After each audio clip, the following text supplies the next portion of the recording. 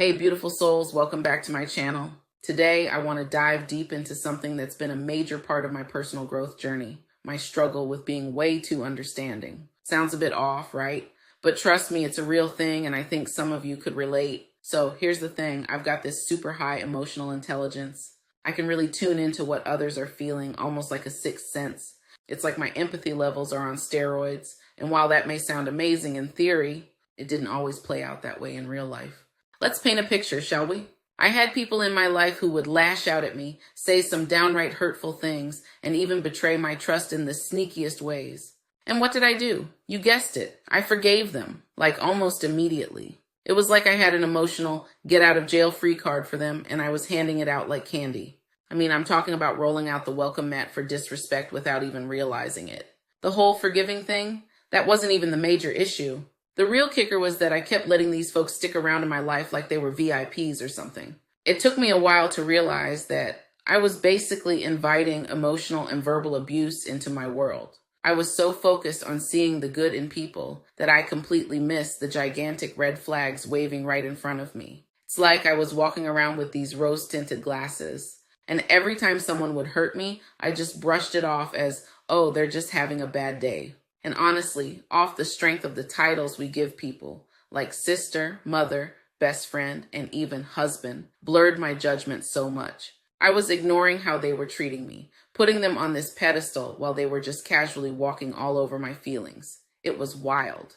I had this weird superpower of enduring so much mental and emotional pain. But let me tell you, honey, it's not a badge of honor. Seriously, who wants to discover and learn about their strengths, abilities, and gifts by going through intense emotional turmoil? Not me. I'm sure you didn't prefer it either, but there I was, riding that roller coaster for way too long. But you know what? Those tough times, they taught me some seriously hard lessons. They made me wake up and really see what was happening around me. I was living in this bubble, thinking everyone loved me back just as much as I loved them. I was pouring my heart into relationships, doing everything I could for my friends and family. And in my mind, I thought they'd do the same for me if I ever needed it. Spoiler alert, that was a total lie. I was there, putting in all this emotional labor for people who secretly were holding on to resentment towards me, folks who thrived on the chaos and drama they created in my life. It's so wild to think about how some of the hardest times I faced were at the hands of those I trusted the most. For years, I carried this heavy weight of blame for everything bad that happened to me. Sure, I played a part in my own suffering, like not setting the right boundaries or ignoring my gut feelings when something felt off. But let's be real, the people closest to me were the ones orchestrating a lot of that pain. I gotta admit, I was way too trusting.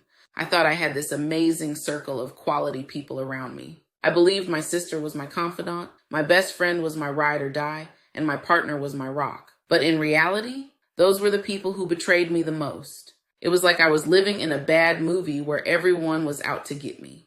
I'd share my dreams and goals for my business with these monitoring spirits. And just like that, bam, my ideas would get snatched up and used by those same family members and their friends. It was beyond frustrating. And let's talk about relationships for a second.